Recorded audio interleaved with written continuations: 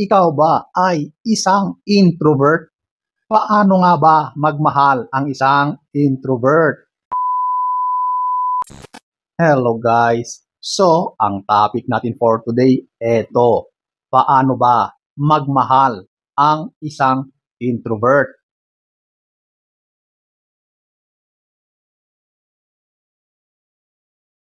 So, kung nakaka-relate ka, panoorin mo ang video na ito. So, without further ado,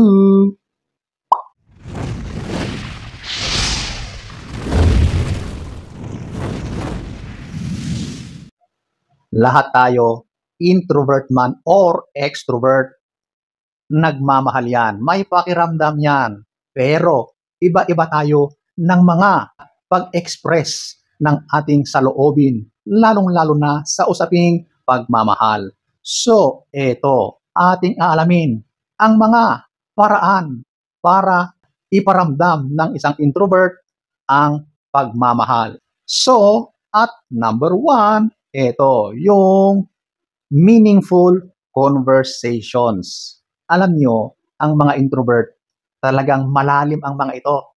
Kaya pagdating sa pakikipag-usap, malalim din ang kanilang conversations. Ayaw nila ng mga usapan na literal na walang kwenta. Or yung mga alam nila na sayang lang ang oras sa mga walang kabuluhang mga pag-uusap. So, ang mga introvert, kapag sila ay nakikipag-usap sa taong kanyang minamahal, very meaningful ang kanilang usapan. Malalim yung mga connection. Okay? Ayaw nila ng mga marites. Ayaw nila ng mga nonsense talk. Okay? So, yung mga usapan dyan, siguradong mga seryosohan. Okay? Kaya kapag hindi ka seryosong tao, baka ikaw ay maninibago. Okay? Number 1. Number 2, ito, yung more on actions or gestures. So, ganyan ang mga introverts. Kung magpakita ng pagmamahal yan, more on sa kanyang mga ginagawa. So, less sa mga salita, more on sa actions. Ganon ang mga introverts, okay? Kasi talagang literal na ang mga introverts ay talagang paisa-isa yan kung magsalita. Talagang very minimal ang kanilang mga sasabihin. Pero kapag nagsalita naman yan, kahit pa isa-isa, pero talagang tumatama siya lagi. Kumbaga, sobrang makahulugan ang kanyang mga sinasabi. Pinag-iisipan niya ng sobra ang mga kanyang sasabihin bago niya bibitawan yan, okay? Mas pinipili niyang ipakita sa kanyang mga ginagawa. Yan yung mga pamamaraan niya para ipakita niya na siya ay interested sa iyo. So, kapag napansin mo sa isang tao na ganyan ang kanyang personality, na siya ay isang introvert. So, ayan po ang number 2. Number 3, personal space. So, ano ba ang ibig sabihin nito? So, kung kayo ay magkarelasyon, kung kayo ay nagliligawan pa lang, mas gusto niya na kayong dalawa lang. Kung pupunta man kayo sa isang date o sa isang lugar, mas prefer niya yung lugar na tahimik. Yung konti lang ang tao. Hanggat maari ay dalawa lang talaga kayo. Since ganyan yung katangian nila, yung characteristics nila, dapat ay nire-respeto natin yan, okay? Kasi diyan sila nakakaramdam ng energy. Mas nagre-recharge sila kapag sila ay nasa ganyang sitwasyon. Kapag inilagay mo yan sa isang sobrang mataong lugar, sa napakaingay na lugar, hindi yan magiging comfortable. Okay? So, huwag mong gawin yan. Okay? Kapag alam mo na ang partner mo, nililigawan mo ay ganyan ang kanyang personality, respect mo. Okay? So, ayan po ang number 3. Number 4, ito, yung marunong silang makinig. Ika nga, pagdating sa skills, sa listening skills, dyan sila angat. Okay? Alam nyo, minsan yung nakikinig, madalas hindi nangyayari yan. Minsan may kausap ka, yun pala, hindi nakikinig, di ba? Kasi sabat siya ng sabat sa iyo. Pero, ang mga introverts, talagang nakikinig yan. Madalas, tahimik lang yan kung ano man yung mga sinasabi mo sa kanya. Nakikinig yan, iniintindi niya lahat ng mga sinasabi mo.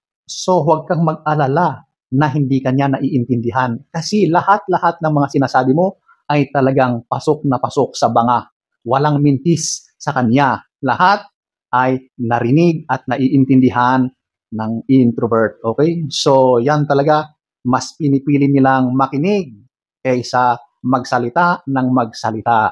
Kasi hindi lahat ng tao ay marunong makinig. Madalas, sila yung salita ng salita, di ba?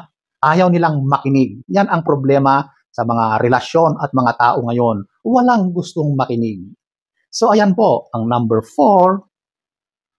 Number 5, ito yung gusto nila ng quality time together.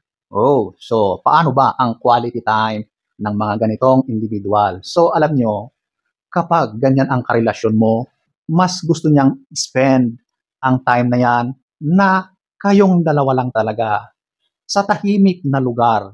Walang kaguluhan, okay? Mas nararamdaman nyo ng intimate moments nyo kapag kayong dalawa lang. Ganyan talaga ang gusto ng taong introvert pagdating sa pakikipagrelasyon, okay?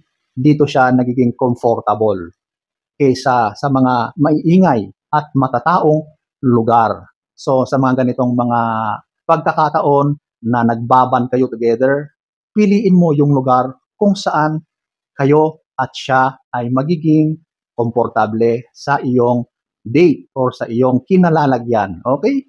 So ayan po ang number 5. Number 6, compatibility. Ang mga introverts, pinipili talaga nila kung sino yung tao na kanilang magiging karelasyon. Kailangan talaga na similar ang kanilang mga gusto. From interests, from hobbies, at least hindi sobrang opposite. Kasi kapag ganon, talagang hindi sila magkakaintindihan. Kasi yung tao na yan talaga ay ganyan na ang kanyang katangian, ganyan na ang kanyang personality. Kaya talagang ang hinahanap niyang magiging katuwang ay talagang yung alam niyang makakaintindi sa kanya. Dapat talaga ay meron kayong similarities, compatible kayo sa mga bagay-bagay. Ganyan ang isa sa hinahangad ng isang ganitong individual. Okay? So, kapag ganyan ang karelasyon mo, siya ay introvert. Okay? Respetuhin natin yan. Mahalin natin kahit anuman yung pagkatao. Okay? Number 6. Number 7. Respect of boundaries. So, since ang individual na ito ay ganyan ang kanyang character, personality, so marami kang dapat intindihin. Kailangan mo ng care. Kailangan mo ng consideration. Okay? Kasi itong mga ganitong individual, talagang meron silang sariling personal space. Yung personal space na yon, hindi yan basta-basta umaalis doon.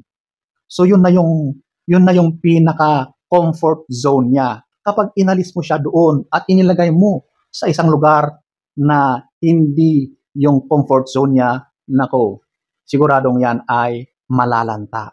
Parang siya ay mawawalan ng energy. Kasi yung energy niya, doon niya nakukuha, doon siya nagre-recharge, doon sa kaniyang kinalalagyan, yung kaniyang comfort zone. Okay? Mas kailangan talaga nila ng pagkakaintindi, ng care, yung konsiderasyon mo bilang karelasyon. Okay?